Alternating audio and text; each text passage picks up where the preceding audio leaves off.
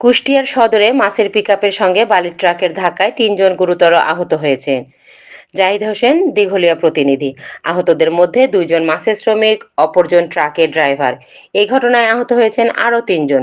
একটি বালির ট্রাকের সংঘর্ষে দুটি মাছের পিকআপ ঘটনাস্থলে চুরমার হয়ে যায়।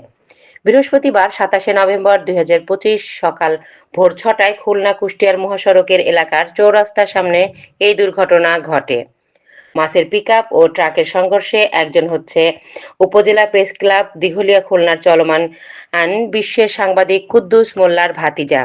আহতরা হলেন দিঘলিয়া উপজেলার বারাকপুর ইউনিয়নের মৃত গাফফার মোল্লার ছেলে বিপ্লব মোল্লা ২৫ বছর, একই গ্রামে বাসার মালিকের ছেলে মিকাইল মালিক ২৭ বছর, পিতার নাম না জানা হিমায়িত ৩২ বছর।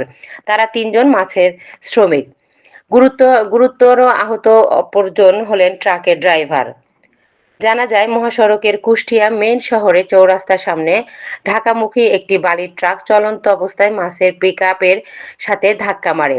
পেছন থেকে মাছবাহী দুটি পিকআপ ধাক্কার সঙ্গে সঙ্গে উল্টে যায়। এতে ঘটনাস্থলে ৩ জন গুরুতর আহত হয়। কুষ্টিয়ার জনগণের সহযোগিতায় কুষ্টিয়ার সদর হাসপাতালের প্রাথমিক ট্রিটমেন্ট দেওয়ার পর একটি ইউনিট এসে পুলিশ ও স্থায়ীদের সহযোগিতায় আহত ৩ জনকে খুলনা ২৫০ শয্যা জেনারেল হাসপাতালে পাঠানো হয়। কুষ্টিয়া সদর হাইওয়ে পুলিশ ঘটনার সত্যতা নিশ্চিত করে বলেন, আহতদের উদ্ধার করে হাসপাতালে পাঠানো হয়েছে। আহতরা ট্রাক হেলপার ও সামনে চলন্ত অবস্থায় ট্রাকের ধাক্কায় এই দুর্ঘটনা কবলিত। দুর্ঘটনার পর বালির ট্রাকের ড্রাইভার পালিয়ে যায়। হেলপার ধরা পড়ে পুলিশের হাতে। এই ঘটনায় আইনগত প্রক্রিয়া চলছে।